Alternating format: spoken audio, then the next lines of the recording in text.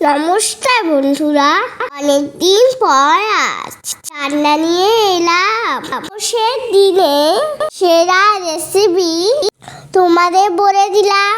আর রাতে সাবু আমি ভিজিয়ে রেখেছিলাম। আলু সিদ্ধ লবণ হলুদ দিয়ে সাবু মেখে নিলাম।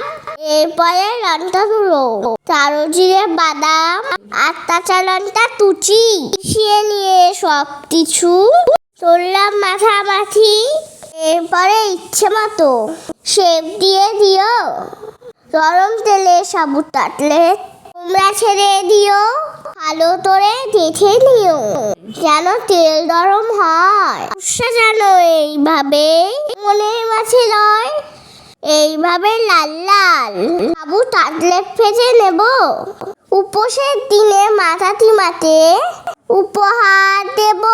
ধন্যবাদ।